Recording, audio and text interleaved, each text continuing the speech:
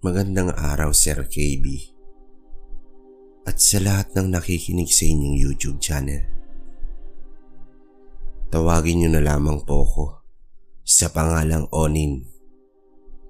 Naninirahan dito sa lugar ng Nueva Ecija. Itong kwentong ibabahagi ko sa inyo ay nangyari ito noong binata pa lamang ako sa lugar ng Porac, Pampanga, taong 1954. At ng mga panahong iyon ay naglehas ako't pumunta sa probinsya ng aking tiyuhin. Sa gitna ng kadiliman ay lakas loob kong tinunton ang baryo papunta sa bahay ng aking tiyuhin.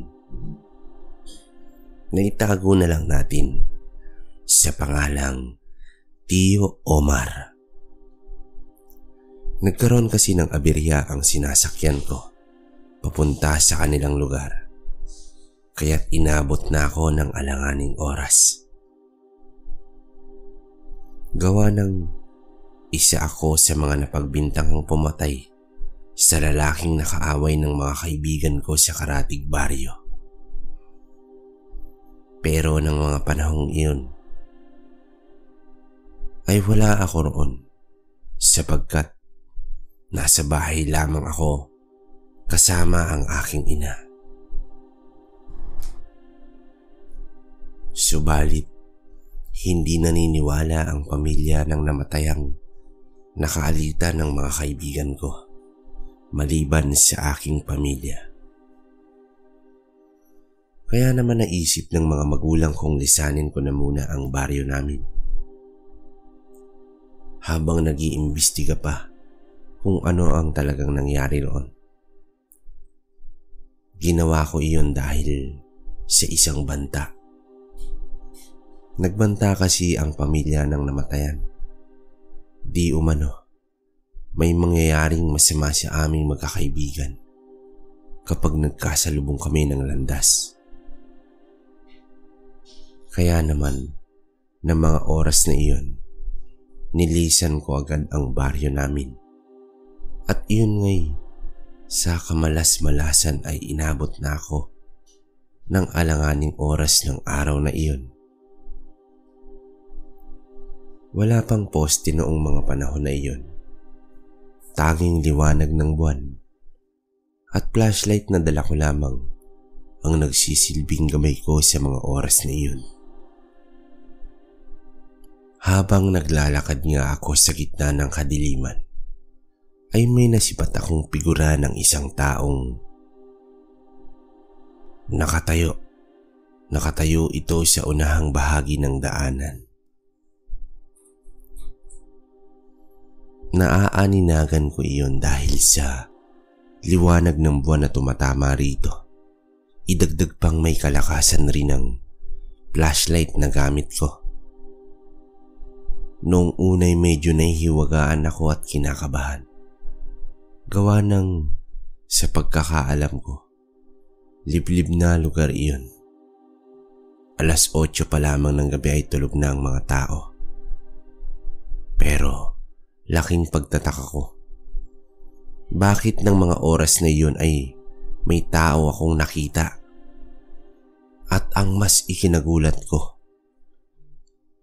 noong medyo malapit na ako ay nakita kong isa itong babae. At sa palagay ko ay kaidarang ko lang din ito. Grabe naman ang babaeng ito. Hindi man lang natakot. Sambit ko pa sa aking sarili habang sinisipat ko ang babae.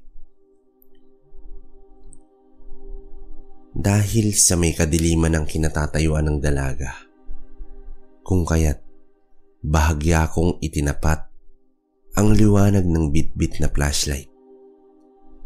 At doon nga ay nakita kong mistisahin ng dalagang iyon. Maganda rin ang kasuotan nito at mapagkakamalan mong anak ito ng isang may kayang pamilya. Noong tuluyan ko nang makita ang mukha ng dalaga ay gayon na lamang ang labis na paghanga na nararamdaman ko dito. dahil sa nakita kong napakaganda niya at napakaamo ng mga matang tila ba nangingiusap na nakatitig sa akin. Noong mga sandaling magkasalubong nga ang aming paningin, ay bigla na lamang tumibok ng napakabilis ang puso ko't hindi ko maintindihan kung bakit. Dahil sa iyon pa lang ang unang pagkakataong tumibok ng ganoon kabilis ang puso ko, na para bang bigla na lamang naging abnormal ito. Sa malamyos na boses ay nagtanong ang dalaga kung saan ako pupunta at mukhang bagong salta lamang ako sa lugar na iyon. Sa pautal-utal na boses ay sinabi ko sa kanyang pupunta ako sa tiyuhin ko. Pinaliwanag ko pang nasiraan kasi ang sinasakyan kong sasakyan, kung kaya't ginabi na ako ng dating. Tinanong niya ako kung sino ang tiyuhing pupuntahan ko. Nung sabihin ko sa kanya ang pangalan at apelyido ng tiyuhin ko, ay sinabi niyang kilala niya ang aking tiyuhin. Nagpresenta ito at nagsabing sumunod raw ako sa kanya at ihahatid niya ako sa bahay ng tiyuhin ko. Hindi ko alam kung bakit ganoon na lamang ang kadali kong magtiwala. Marahil dahil sa taglin nitong kagandahan, hindi ko nga alam ang pangalan nito. Isa pa ay iyon pa lamang ang unang pagkakataong nakita ko ito at nakausap. Kaya't hindi talaga sumagi sa aking isipan ng mga sandaling iyon kung bakit hindi man lang ako nagduda rito. Siguro ay dahil sa mukha naman itong mabait at magiliw. Hindi na nga ako nagtanong pat sumama na sa dalaga. Habang naglalakad kami ay nalalanghap ko naman ang napakabangong samyo ng pabango niya. At para bang bigla akong nahipnotismo ng mga sandaling iyon. Noong tanungin niya ako kung anong pangalan ko ay hindi ako nag-alinlangang magpakilala sa kanya. At doon nga ay nalaman kong ang pangalan niya ay Flora.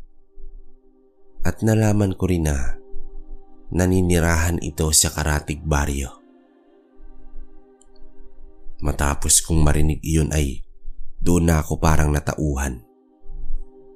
Napakanot noong nagtanong ako sa kanya kung ano pala ang ginagawa niya sa baryong iyon. Gayong taga Karatig Baryo pala siya. Sinabi niya namang kakagaling lang niya sa bahay ng tiyahin niya. May importante kasi siyang ginagawa, kaya hindi niya namalayang 10 oras na pala ng gabi. At kagaya ko, ay inabot lang din daw siya ng dilim sa daan.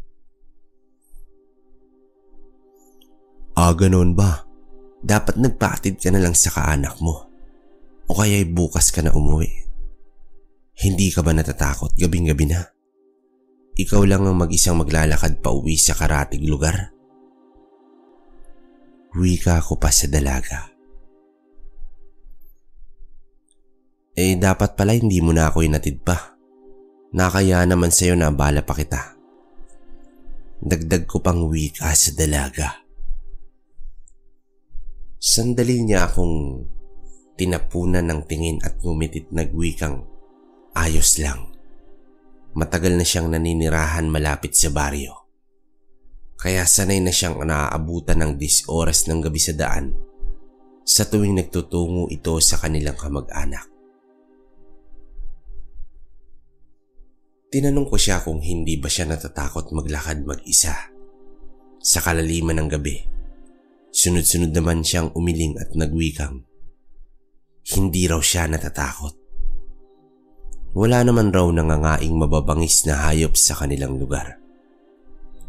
Kung kaya naman ay wala akong dapat na katakutan. Isa pa ay mas gusto niyang maglakad-lakad umano sa labas ng bahay kapag sumasapit na ang gabi. Tahimik at napakapresko ng hangin. Sa paglipas nga ng ilang sandali, habang naglalakad kami ay panaka-naka akong nakakapansin nang tila ba may kung ano o sino ang nakasunod sa amin. Alam mo yung parang mula sa malayo ay merong nakatitig sa iyo.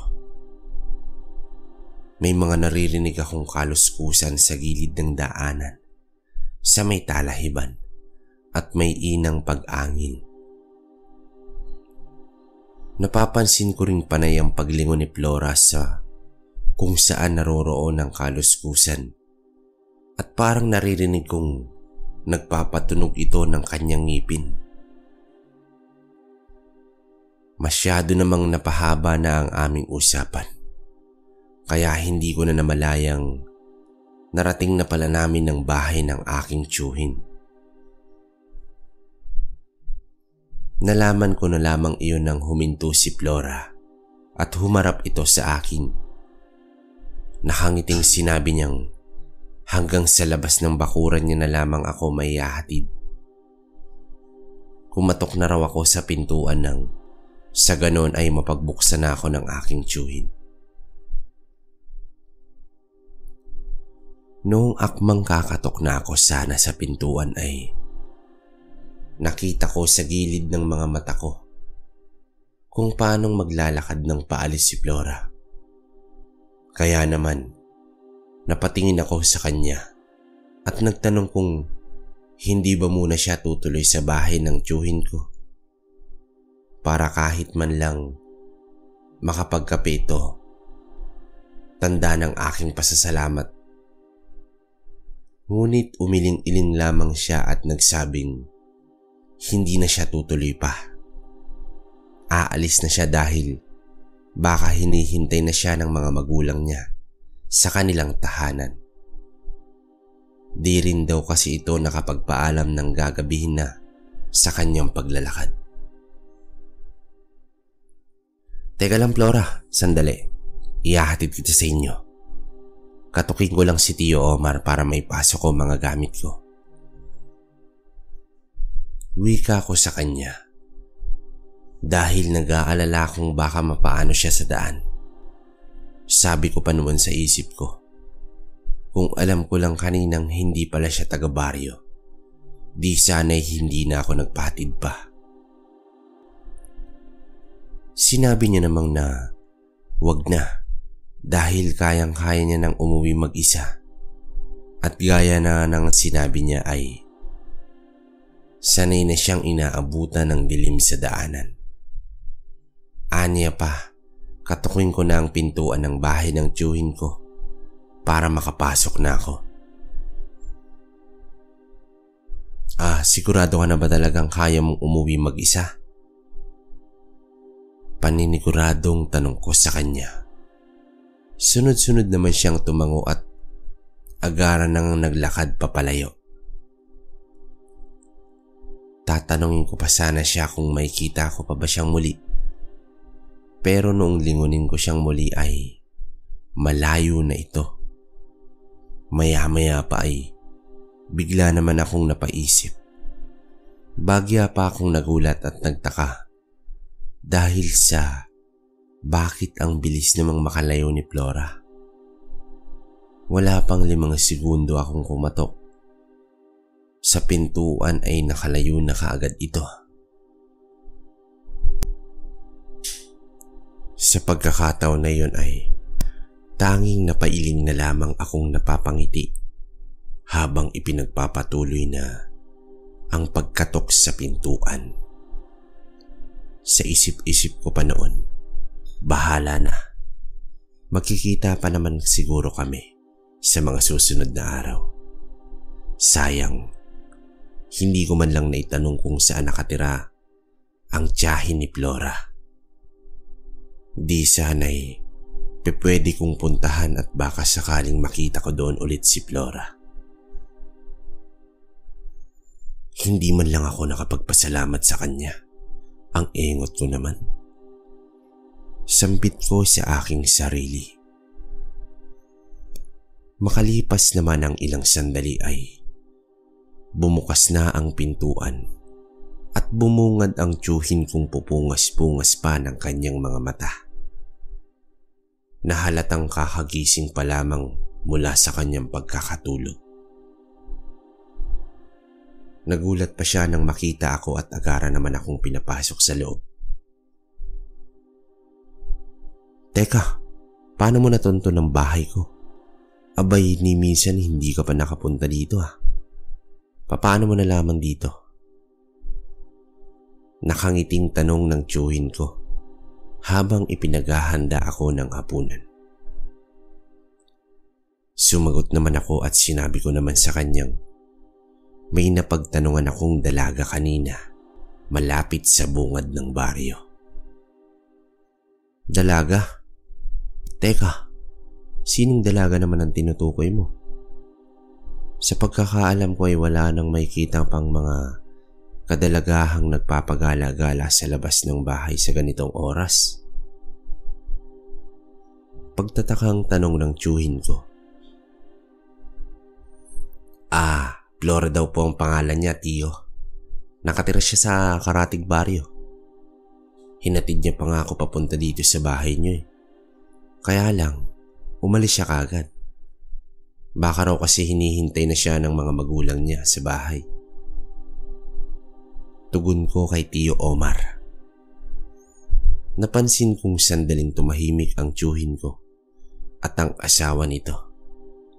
Pagkatapos noon ay nagkatinginan pa ang dalawa at halos sabay pang napatingin sa akin. Bakit po, Chang? Tiyo, may nasabi po ba akong hindi maganda?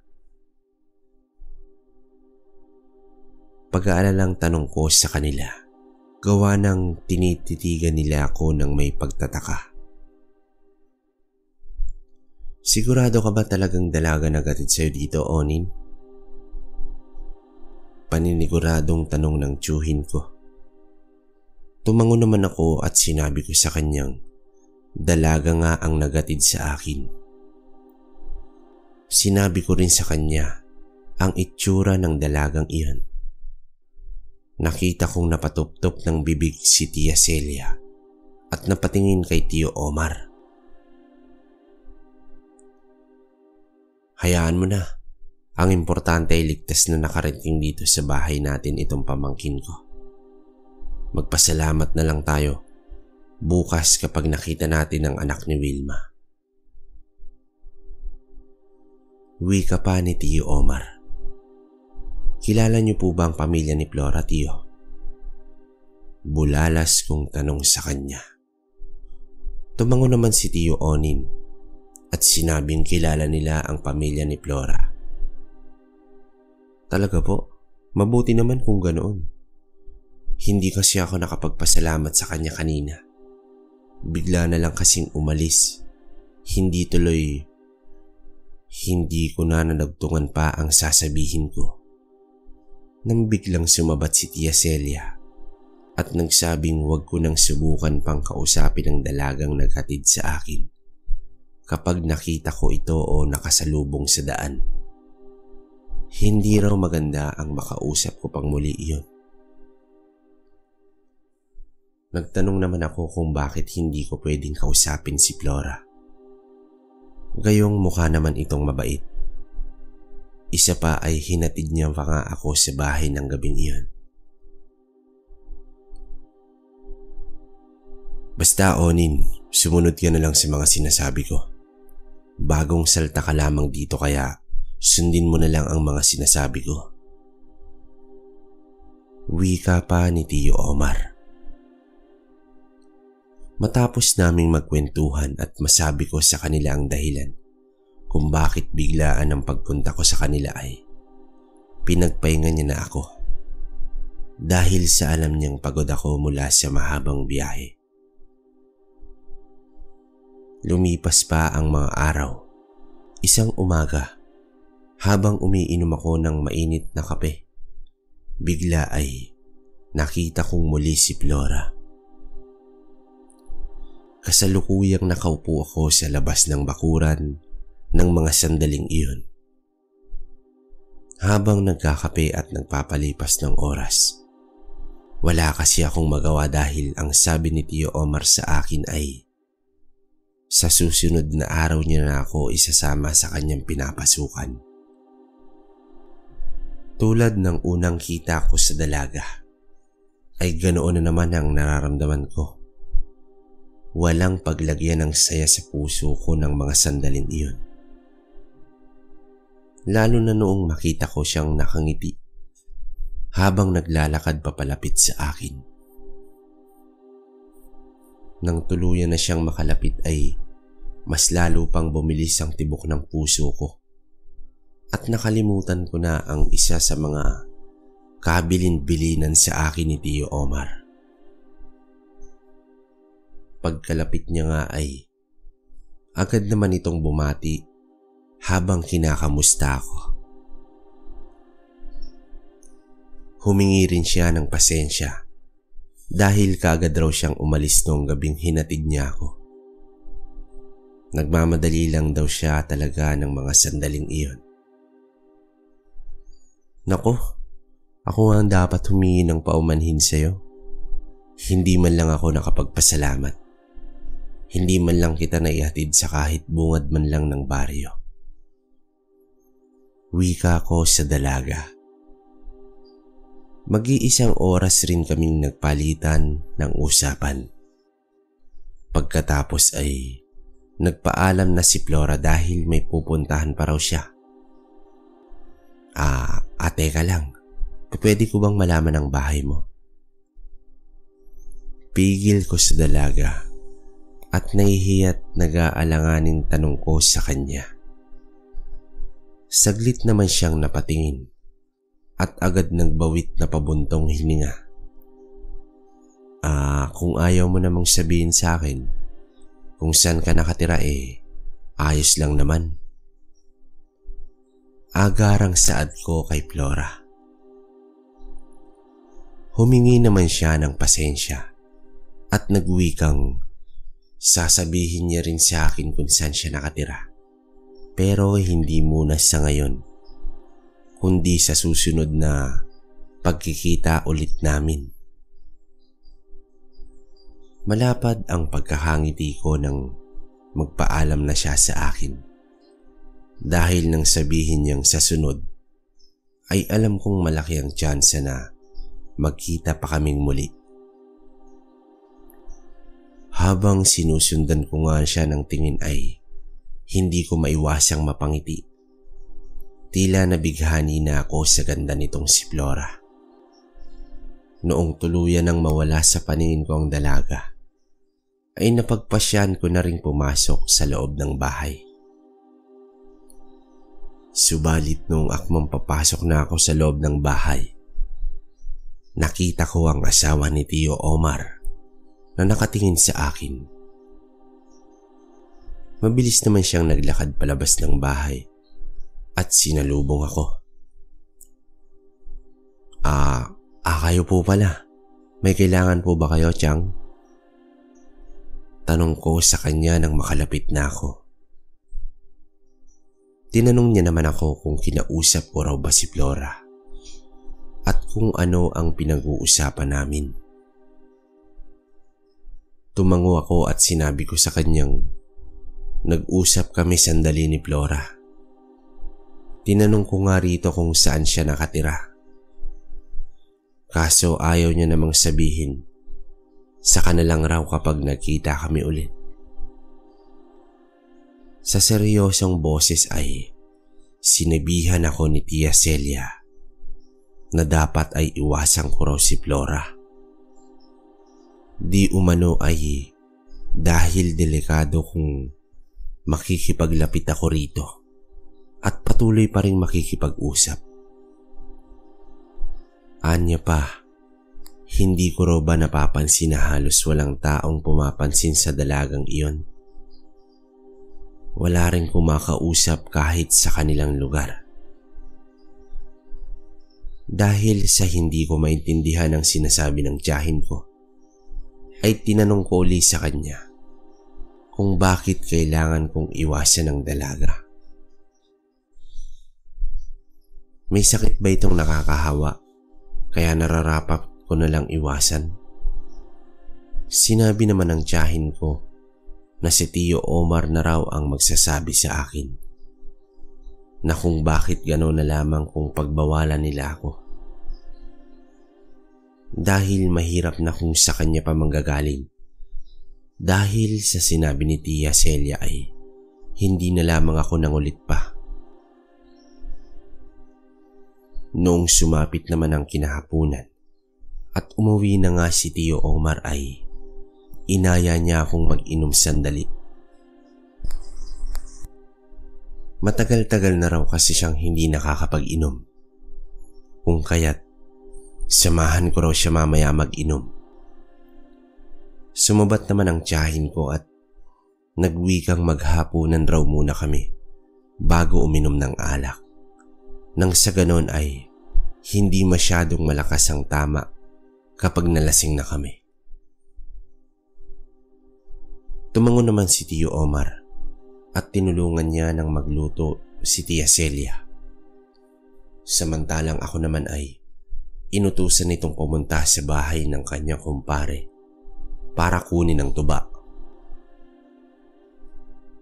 Tuba kasi ang pangunahing inumin nila ng mga panahong iyon. Wala pa kasing mga alak na imported ng mga panahon na iyon. Kaya kung iinom sila ay sariling sikap sila upang gawin ang tuba. Nang maisplika ng tiyuhin niya, sa kanya ay nagwika ito ng,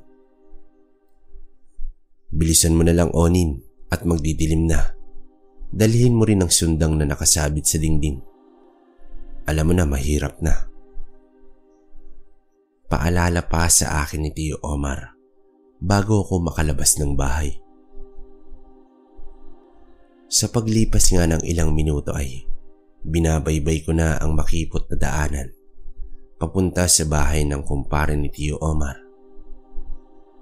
Kung ilalarawan kasi ay nasa dulo kasi iyon ng baryo.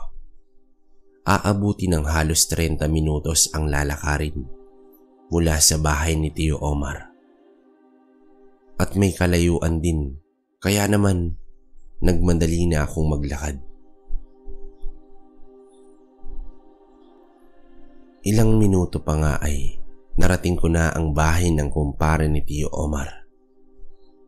Agad namang naghihintay ito upang iabot ang tuba na noon ay nakalagay sa garapon. Hindi naman nagtagal ay pabalik na akong naglakad sa bahay. Bitbit ang alak na kinuha ko sa kumpare ng tiyuhin ko. Madilim na noong mga panahon na iyon. Halos lamunin na ng kadiliman ng buong paligid. Habang naglalakad nga ako ay bigla ko namang natanaw si Flora. Nakatayo ito sa tabi ng malaking puno sa gilid ng daanan. At para bang may hinihintay ito na kung ano. Nagmadali naman akong maglakad papalapit sa kanya. At nung makalapit na nga ako ay binati ko siya. Bagya namang napaigtad ang dalaga dahil sa gulat nito. Marahil ay hindi niya naramdaman ang paglapit ko sa kanyang pwesto. "Pasensya na kung nagulat kita. May hinihintay ka ba?"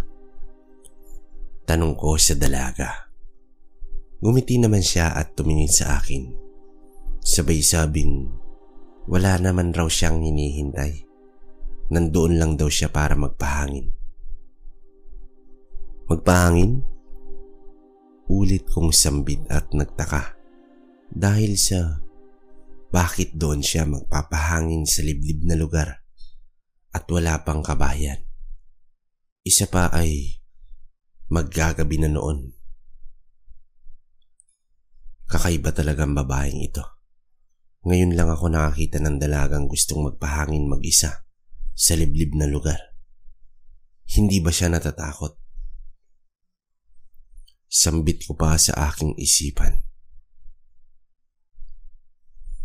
Magsasalita pa sana ako nang marinig kong nagwika si Flora na umuwi na raw ako dahil hindi ko ba raw alam na sobrang delikado sa baryo kung saan ako naroroon. Sa katunayan nga pauwi na nga rin ako eh. Ikaw ba? Hindi ka ba uuwi? Magdidilim na delikado na para sa katulad mong babayang tumambay dito. Pag-aalalang wika ko sa kanya. Sunod-sunod naman siyang umiling at nagsabing mamaya na raw siya uuwi. Umalis na raw ako dahil gusto niyang mapag-isa. Nang mga oras na iyon ay napapansin ko sa dalagang para bang naiirita siya at napipigil lamang siya ng inis. Kaya naman nagpaalam na ako sa kanya at binili na mag-iingat ito. Hindi naman makatingin ng dalagat. Sunod-sunod na tumango lamang ito. Nagpatuloy na nga akong maglakad at hindi na nilingon pa si Flora. Noong makauwi na ako ay agad na kaming naghapunan at pagkatapos ay nagsimula ng mag-inuman. Sa paglipas ng mga oras ay naramdaman kong medyo natamaan na ako ng alak. Maging ang tiyuhin ko ay batid kong lasing na. Gawa ng madaldal na siya at panay na ang paghagikik ng tawa. Hanggang sa nadako na nga ang aming usapan sa dalagang si Flora. Nabanggit ko kasi sa kanyang nakita ko ang dalaga kanina sa liblib na daanan. Hindi ko nga po alam kung ano ang ginagawa niya doon, Tiyo. Nung tanungin ko naman siya, ang sabi niya lang ay nagpapahangin daw siya. Pero parang hindi naman ako naniniwala. Wika ako pa kay Tiyo Omar.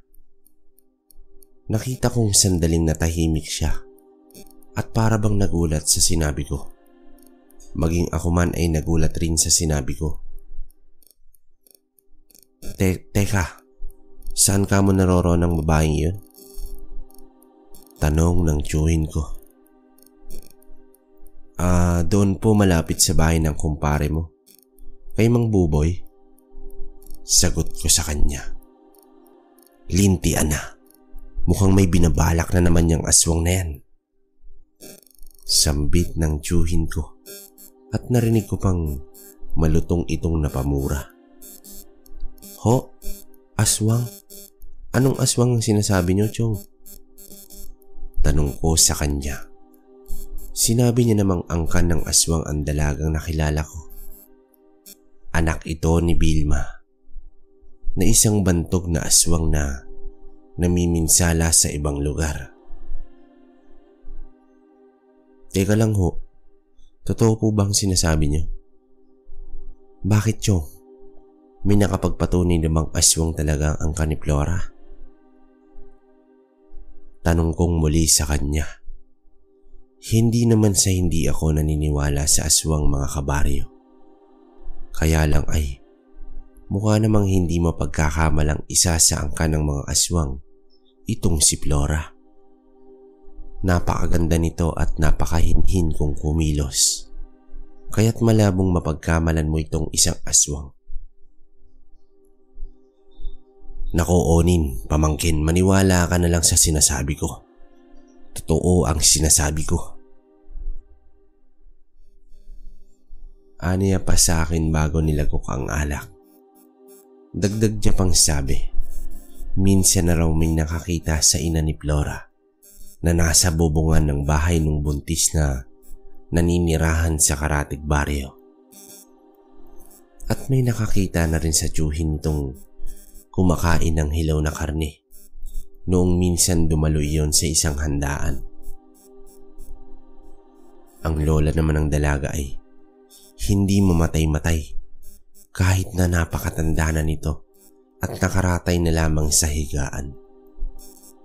Kung titingnan mo nga ay butot balat na lamang ang kumakapit sa matanda dahil sa labis na kapayatan. May mga haka-haka naman kaya hindi raw mamatay-matay noon ang matanda dahil sa wala pa sa hustong edad ang dalaga para ipasa dito ang pagiging aswang ng lola nito. Pero nitong nakaraang araw lang ay nabalitaan kong namatay na ang matanda. Kaya't marahil ay naipasa na ng matandang iyon ang pagiging aswang sa dalagang si Flora. Ani pa ni Tio Omar. Chong, gaano niyo po kakilala ang angka ni Flora? Seryosong tanong ko sa kanya. Alam mo, Onin, matagal na akong naninirahan dito. Simula nang mapadpad ako sa lugar na ito ay bantog ng aswang ang angkan ni Flora. Noon pa man ay iniiwasan ng pamilya ng dalaga dahil sa kakaiba nilang lahi. Kaya nga malapit sa bundok ang tirahan nilang mag-anak Tsaka pansin mo ba, ni isa'y walang nagtangkang magawi roon dahil natatakot silang baka hindi na makauwing buhay pa rito. Mahabang paliwanag ng tiyuhin ko. Matapos niyang sabihin iyon ni Tio Omar ay sandali akong napatulala sa kadahilan ng hindi ako makapaniwala sa mga sinasabi niya. Matapos inumin ni Tio Omar ang panghuling tagay ay tumayo siya at sinabihan niya kung may pupuntahan kami. Saan po tayo pupunta, Tio? Gabing-gabi na. Baka mamaya pagalitan pa tayo ni Chang. Tanong ko rito. Puntahan natin ang kumpare ko. Hindi kasi talaga ako mapalagay Pakiramdam ko ay may hindi magandang mangyayari sa bahay ng kumpare ko. Wika niya pa sa akin at agad nang iniabot ang itak. Bakit naman po tayo magdadala ng itak, Tio? Para namang maghahamon tayo ng away nito Pabiro ko pang wika sa kanya. Sinabi niya namang panangga umano namin ng itak. Baka kasi may makasalubong kaming mababangis na nilalang o kaya naman ay aswang. Natawa naman ako sa huling sinabi ng tiyuhin ko at sumunod na nga sa kanya. Bitbit ang flashlight ay naglakad na kami papunta sa bahay ng kumpare niya. Pagyewang-gewang pa nga siyang maglakad dahil sa labis na kalasingan. Tio, umuwi na kaya tayo? Lasing ka na Baka mamaya madapa ka pa dyan sa nilalakaran mo. Paanyaya ako sa kanya. Sinabi niya namang hindi kami uuwi. Pupunta kami sa bahay ng kumpare niya dahil hindi talaga maganda ang pakiramdam niya. Kung hindi niyo po kasi naitatanong mga kabaryo, buntis ang asawa ng kumpare ni Tio Omar at ng mga panahong iyon ay kabuhanan na nito. Kaya naman ayon kay Tio Omar, noong malaman niyang malapit sa bahay ng kumpare niya ang dalagang si Flora ay hindi siya mapalagay. Dahil baka mamaya ay may kung anong gawin ng dalaga sa asawa ng kumpare niya. Makaraan nga ang ilang minuto. Habang naglalakad at pansin ko na malapit na kami sa bahay ng kumpare ni Tio Omar, bigla na lamang kaming nakarinig ng malakas na sigaw.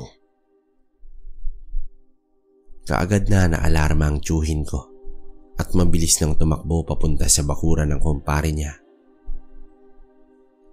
Agara naman akong sumunod sa kanya at nung malapit na nga kami sa bakuran ay ganoon na lamang ang gulat at kilabot ko nang makakita kami ng napakalaking ibong lumilipad sa taas ng bubungan. Noong ilawan ko ang nilalang na iyon ay nakita ko ang kakilakilabot na wangis na nito. Hindi ko may paliwanag kung isa ba yung mukha ng taong punong-puno ng balahibo o kawangis no ng itsura ng unggoy. Basta, ang masasabi ko lang po mga kabaryo ay malapad ang pakpak ng nilalang. Sa tuwing ipinapagaspas noon ay tumatabon sa itsura nito. Nakakakilabot rin ang ginawang huni at nanunuot iyon sa kalamnan ko. Pakiramdam ko nga ng mga sandaling iyon ay tinakasan na ako ng aking kaluluwa. Mabuti na lamang at tinapik ako ni Tio Omar. Kaya't bumalik ang ulirat ko at sigaw na ng sigaw ang kumpare niyang nasa loob ng bahay habang humihingi ito ng tulong. Di umano ay dahil may aswang raw sa taas ng kanilang bubungan.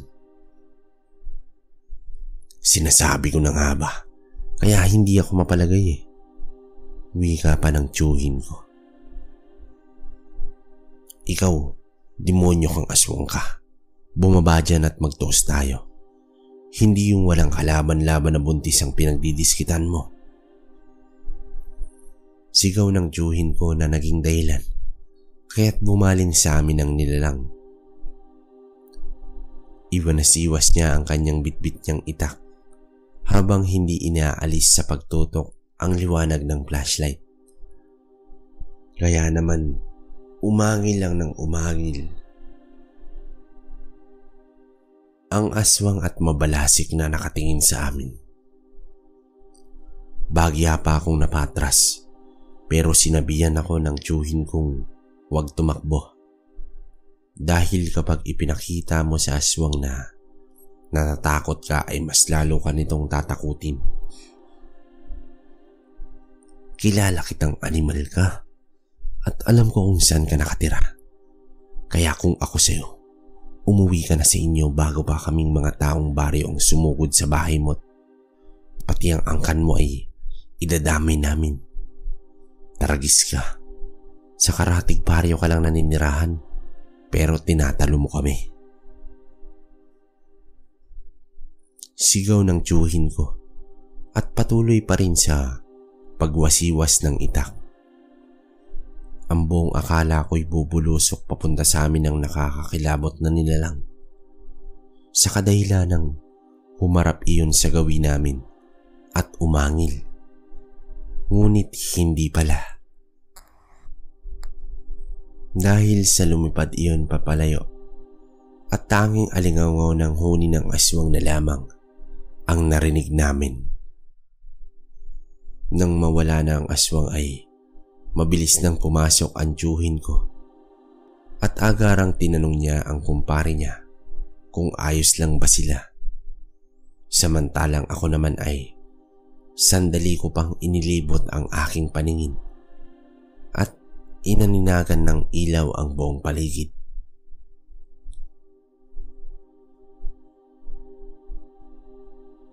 Hanggang sa ilang sandali pa ay may nahagip akong figura ng tao sa di kalayuan.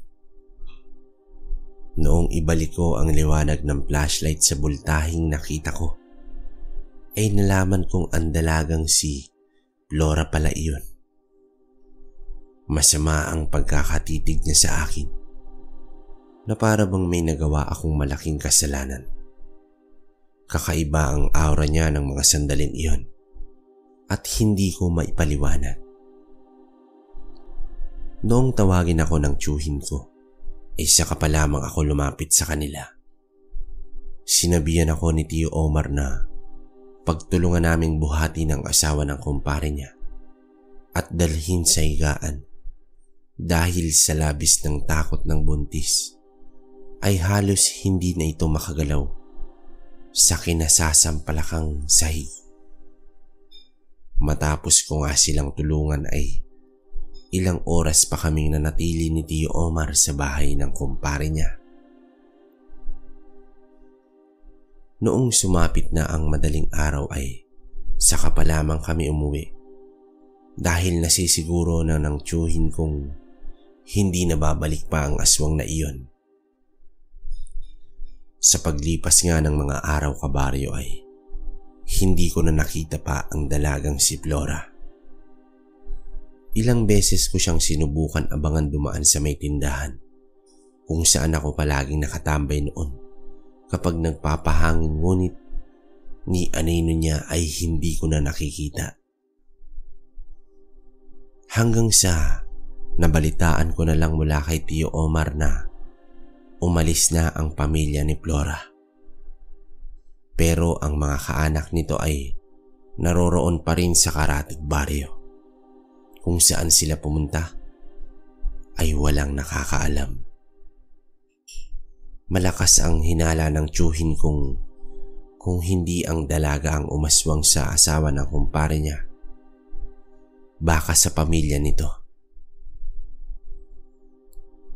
Dahil bakit bigla na lamang ang pag-alis ng mga iyon kung walang iniiwasan at kinakatakutan?